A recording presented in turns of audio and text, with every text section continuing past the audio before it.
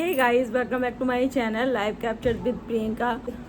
तो आप लोगों ने समय की जो लास्ट टू लास्ट वीडियो थी जिसमें कि उन्होंने सूरज जी का श्राद्ध किया है, तो उस पर काफ़ी लोगों ने नेगेटिव कमेंट किए हैं उनके लिए। तो वही वाली बात हो गई ना कि अगर वो मतलब नॉर्मल ब्लॉग करती हैं, हंसती हैं, तो भी लोगों को प्रॉब्लम होती है, तो भी वो उस पर हेट फैलाते हैं। ठीक है, उनके लिए हेट कमेंट्स करते हैं। और अगर वो रोती हैं तो भी उनके लिए नेगेटिव कमेंट करते हैं कि हमेशा रोती है, रोती रहती है, हमेशा अपना दुखड़ा रोती रहती है। कितनी लड़कियां हैं जो ये सारी चीज़ें झेल रही हैं, और अगर वो खुश रहें तो सब कुछ भूल गई है। बेचारे बूढ़े माँ बाप हैं, वो कैसे रह रहे हैं, वो सारी चीज़ें। मतलब वही है ना कि वो लोग चाहे सपने की कोई सी वीडियो डाल दें, मतलब अगर वो डेली उनकी वीडियो आती है तो भी लोग डेली वही उनके कमेंट होंगे, सेम टू सेम। तो सबसे पहले मैं ये जानना चाहती हूँ, जितने भी जो हेटर्स हैं जो नेगेटिव कमेंट करते हैं, तो आप लोग चाहते क्या हो? आप मतलब क्या चाहते हो, इंसान क्या करे? तो जैसा कि लास्ट टू लास्ट ब्लॉग में उन्होंने श्राद्ध किया था, तो उस पर भी लोगों ने काफ़ी नेगेटिव कमेंट किए।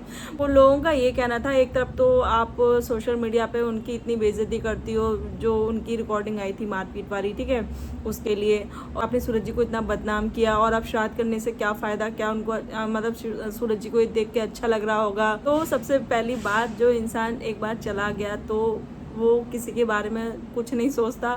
ठीक है, उसको एक आत्मा जो होती है, मतलब कहते हैं ना, शरीर जैसे हम कपड़े चेंज करते हैं, ऐसे ही जो शरीर होता है केवल वो जाता है, आत्मा है वो किसी और शरीर में चली जाती है। ठीक है, तो उनका किसी से मोह नहीं रहता है।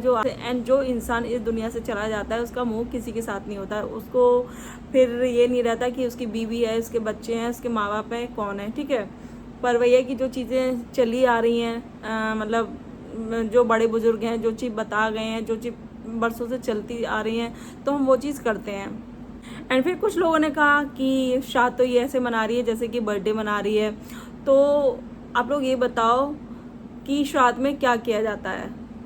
आप ही लोग बता दो, श्राद्ध में क्या करते हैं? श्राद्ध में यही तो होता है, जो भी जो इंसान गया है उसकी जो भी फेवरेट चीज़ें होती हैं वो बनती हैं। ठीक है, उसके बाद उनको भोग लगाया जाता है, और उसके बाद जो खाना होता है, वो कौओं को खिलाया जाता है।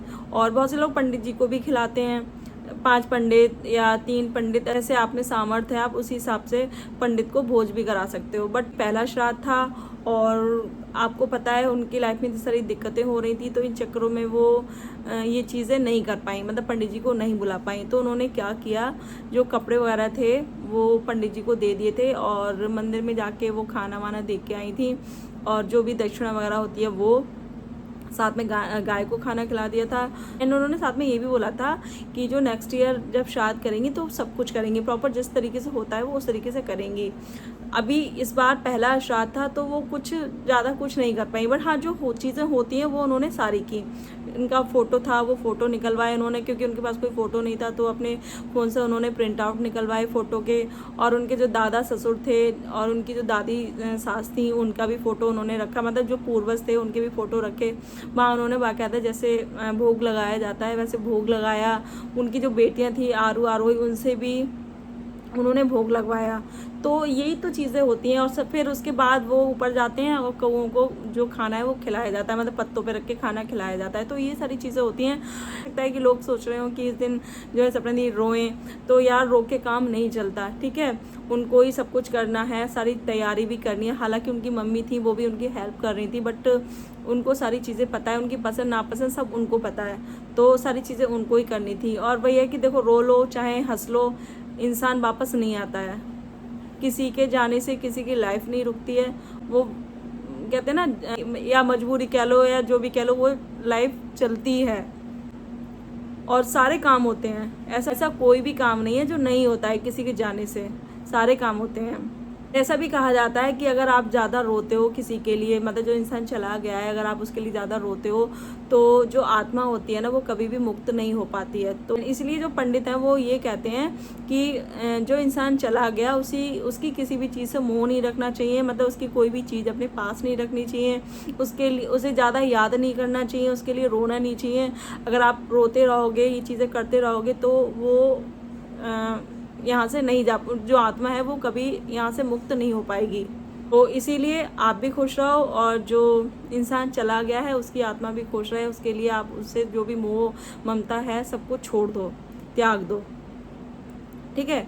तो लोगों ने ये कहा एंड मुझे ये समझ में नहीं आता कि लोग क्या लॉजिक लगाते हैं, मतलब बर्थडे की तरह मनाए बर्थडे। उन्होंने केक काटा, उन्होंने बलून्स लगाए, उन्होंने क्या किया, जो जैसे चीज़ें होती हैं वही की ना। एंड फिर कुछ लोगों ने कहा कि जो श्राद्ध था, सूरज जी का जो पहला श्राद्ध था, उनको ससुराल में जाके करना चाहिए था पहला श्राद्ध। तो आपको पता होगा जो उनकी ससुर की जो लास्ट रिकॉर्डिंग उन्होंने सुनाई थी, जिसमें कि उन्होंने बोला था कि मुझे पापा जी शिवपुरी आना है, तो उनके ससुर ने बोल दिया था, साफ साफ बोल दिया था कि तुम यहाँ के क्या करोगी, अब सब कुछ तो ले गई तो तुम यहाँ के क्या करोगी। तो उस इंसान की कैसे हिम्मत पड़ सकती है कि वो वहाँ जाके श्राद्ध वो कर सकती थी। तो आप ये सोचो ना, जो कुछ भी है, जो उनका शिवपुरी में घर है, मतलब ससुराल है, वो सब कुछ उनके सास ससुर का है, ठीक है।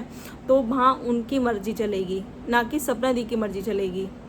और ऐसे हिम्मत नहीं होती है। एंड एक बार जब आप वहाँ से आ गए हो या निकाल दिया गया है या खुद अपनी मर्जी से आई हैं, जो भी रीज़न रहा होगा, बट दूसरी बार ऐसे जाने की हिम्मत नहीं होगी कि वो गई और जाके श्राद्ध वो उन्होंने कर लिया। एंड ससुराल में जाके श्राद्ध करने के लिए या तो समय को बात करनी पड़ेगी, एंड हो सकता है उन्होंने की हो और वो चीज़ उन्होंने यहाँ ना बताई हो, क्योंकि काफ़ी लोगों ने इस चीज़ पे उनको हेट दिखाया था कि आप सारी चीज़ें जो है आप सोशल मीडिया पे डाल देती हो, आप ससुर को बुरा दिखाती हो।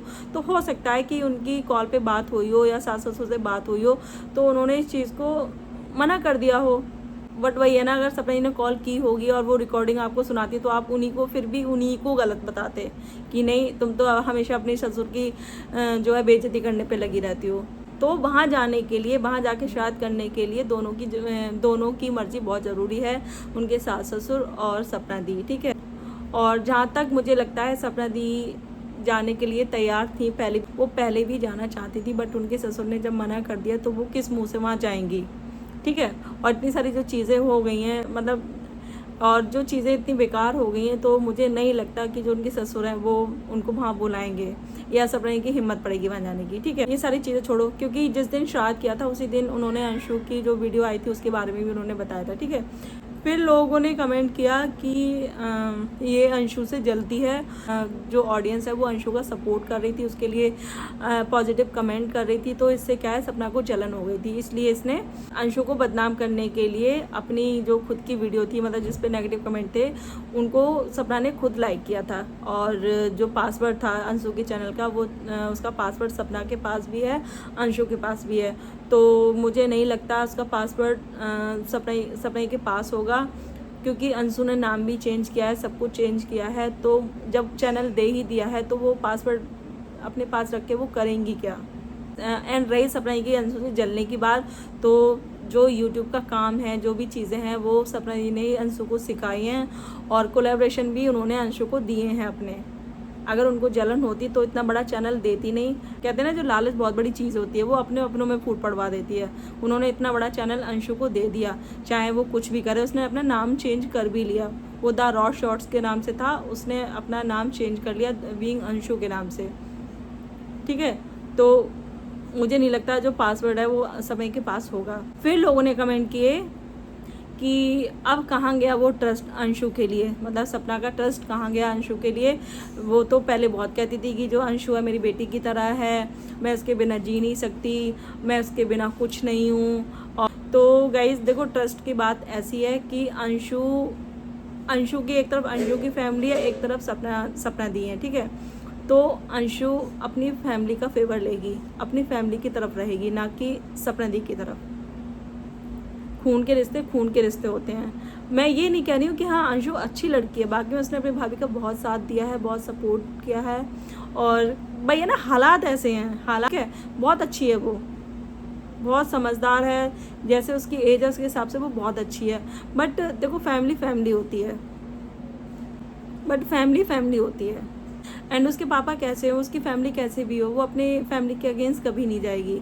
और अगर चूज़ करने की बात आई तो वो अपनी फैमिली को ही चूज़ करेगी, क्योंकि तो ट्रस्ट की बात ये है कि अंशु की फैमिली के काफ़ी लोग हैं, उनके पापा हैं और उनके जो भाई हैं, ठीक है। तो आप लोगों को पता है उनका रिश्ता सपना के साथ कैसा है, और वो लोग सपना को कितना पसंद करते हैं, वो आप सभी को पता होगा। तो हो सकता है अंशु की तरफ से वो चीज़ें ना हुई हो, बट कहते हैं ना प्रेशर उस पर डाला जाए या उन्होंने खुद से वो चीज़ें की हों, तो यहाँ ट्रस्ट की बात ख़त्म हो जाती है। ठीक, फिर उसके बाद सबसे बड़ा सवाल कि जो मतलब अंशु ने जो वीडियो डाली थी उसमें उसने बताया था जो हेट कमेंट्स थे वो उसकी तरफ से लाइक नहीं हुए थे, वो उसकी जो आईडी थी, उसका जो चैनल था वो हैक कर लिया गया था, और जो हैकर्स थे वो गुजरात साइड के थे। तो ये तो मतलब सभी के मन में ये सवाल है कि हैकर्स कब से जो नेगेटिव कमेंट है वो कब से उनको लाइक करने लगे। भाई हैकर्स का काम क्या होता है? उनका काम ये होता है कि अकाउंट को उन्होंने हैक कर लिया और उससे अर्निंग करनी है और अपनी वीडियो डालनी। हैकर्स क्या करते हैं, जिसका चैनल होता है उनकी वीडियो वो सारी डिलीट कर देते हैं, वो अपनी वीडियो डालते हैं। नेगेटिव कमेंट को वो कभी भी लाइक नहीं करेंगे। तो ये चीज़ मुझे भी कहीं ना कहीं मतलब मेरे दिमाग में भी ये चीज़ आई, बाकी में कोई भी हैकर हो तो वो ये चीज़ नहीं करेगा। एंड ये काम तो वही इंसान कर सकता है जिससे उसकी बनती ना हो, जिसको वो पसंद ना करता हो, ठीक है, वो उसके लिए ही कर सकता है, बाकी तो वही इंसान कर सकता है। हैकर्स को क्या मतलब, किसी वो हैकर्स होते हैं वो रिश्तेदार नहीं होते हैं, कोई जानने पहचानने वाले नहीं होते हैं। एंड हो सकता है अभी जानने पहचानने वाले भी हों तो होंगे तो वही ना जो उस इंसान को पसंद ना करे, तो उस टाइप के लोग हो सकते हैं। ऐसे ऐसे जो कमेंट है वो किए गए हैं सपना दी के लिए, चाहे वो कैसी भी वीडियो डाल लें, चाहे वो अच्छी वीडियो डाल लें, तो भी लोग उनको हेट करते हैं। और कुछ लोगों का कहना है कि उनके 2 बेटे गए हैं। तो मैं एक चीज़ पूछना चाहती हूँ, आप वही चीज़ हर वीडियो में आप यही कमेंट करते हो कि उनके 2 बेटे गए हैं, अंकल आंटी के 2 बेटे गए हैं। तो मैं एक चीज़ पूछना चाहती हूँ कि सपना दी का कुछ भी नहीं किया, उनसे कोई रिश्ता नहीं था? राजवीर भैया, सूरज भैया थे, सपना दी का उनसे कोई रिश्ता नहीं था, या उनके बच्चियों का कोई रिश्ता नहीं था? उन बच्चियों के भी तो पापा थे ना वो, और सपना के भी तो पति थे ना। और अंकल आंटी की जो लाइफ है वो ऑलमोस्ट उन्होंने जी ली है, ठीक है, एंड इनकी जो लाइफ है वो अभी पूरी पड़ी है। तो यार दुख तो सभी के लिए है ना, ऐसा नहीं है चलो अंकल आंटी के लिए भी है और सपना दी के लिए भी है, उनके बच्चों के लिए भी है। बच्चियाँ अभी छोटी हैं तो वो चीज़ को नहीं समझती, बट जब वो बड़ी हो जाएंगी तो उन्हें उस चीज़ को फील करेंगी। जब वो अपनी स्कूल जाएंगी, जब वो समझेंगी, जब पापा की बात आएगी तो वो अपनी मम्मी से मतलब पूछेंगी कि मेरे पापा कहाँ हैं, क्या हुआ। एंड कुछ लोग कह रहे हैं कि बस ये तो जीन्स पहन के घूमती है, ये है वो है। तो जीन्स में क्या बुराई है? तो वो कपड़े ना पहने। आप मतलब क्या चाहते हो कि साड़ी में लिपटी रहें? तो उससे ही आपको लगेगा कि वो दुखी हैं। वो एक सिंगल मदर है, ठीक है, सब कुछ उनको खुद से करना है, सारी चीज़ें खुद से करना है, अपने बच्चों को पालना है, तो उनको उस हिसाब से खुद को तैयार करना पड़ेगा। अभी बेटी छोटे स्कूल में, जब बड़े स्कूल में आएंगी वो, ठीक है, तो मतलब क्या क्या चीज़ें उनके लिए करनी पड़ेंगी। आप लोग एक साइड का क्यों देखते हो? आप दोनों साइड का दुख देखो ना, दोनों के लिए दुख बराबर है, चाहे अंकल आंटी हो चाहे सपना दी हो। एंड ऐसी चीज़ें बोल के आप लोग जो दूरियां हैं इन लोगों के बीच में और ज़्यादा बढ़ा रहे हो। चीज़ें जहाँ थोड़ी सी गुंजाइश थी कि वो ठीक हो जाएंगी, बट आपके जो ऐसे कमेंट करते हो उससे क्या चीज़ें और ज़्यादा बड़ी हो गई हैं। तो प्लीज़ ऐसे मत करो, किसी को हेट मत दो, ना सपना दी को दो, ना अंशु को दो, ना अंकल आंटी को दो, ठीक है। अगर आपको ब्लॉग देखने हैं तो देखो, नहीं पसंद आ रहे तो मत देखो। अगर सपने के ब्लॉग अच्छे लगते हैं तो देखो, नहीं अच्छे लगते हैं तो मत देखो, बट किसी के लिए इतने हेट कमेंट मत करो, बहुत बुरा लगता है। कभी आप उस जगह खुद को रख के देखना और जो कमेंट है वो अपने ऊपर लेके देखना, तब आप फील करोगे कि कैसा महसूस होता है। हाँ, एंड जो आप कमेंट दूसरों को करते हो उस जगह आप खुद को रख के देखना, तब फील करना जो शब्द आपने दूसरों के लिए बोले हैं वो खुद अपने लिए उन शब्दों को अपने ऊपर लेके देखना, तब आप बताना कि आप क्या फील करते हो। तो किसी को इतना मत गिराओ, किसी को इतना मेंटली डिस्टर्ब मत करो कि आदमी काम ना कर पाए। तो मैं बस यही चाहती हूँ। एंड कुछ लोगों का कहना है कि सपना के बारे में इतनी वीडियो आ रही हैं और लोग इसका इतना सपोर्ट कर रहे हैं और अंकल आंटी के बारे में कोई नहीं सोचता। तो यार अंकल आंटी का दुख भी हमें पता है और सपना का दुख भी पता है, बट इसका मतलब ये नहीं है कि आप किसी एक इंसान के लिए बुरा भला बोलो, उसको गालियाँ दो, उसको मनूस बोलो कि वो परिवार खा गई। ये इंसान के हाथ में चीज़ें नहीं होती हैं, ये भगवान के हाथ में होती हैं। भगवान ने जैसा हमारे नसीब में लिख दिया है चीज़ें वो वैसी होती हैं, ये इंसान के बस में नहीं होती। अगर इंसान चाहे ना, अगर इंसान के बस में हो तो कोई भी इंसान अपने किसी चाहने वाले को कभी जाने ही ना दे। तो प्लीज़ ये चीज़ समझो और किसी को इतना हेट मत दो प्लीज़, हाथ जोड़ के विनती है आपसे। तो ये थी मेरी आज की वीडियो पसंद आई तो वीडियो को लाइक करना, शेयर करना, चैनल को सब्सक्राइब करना। मिलते हैं नेक्स्ट वीडियो में, तब तक के लिए बाय।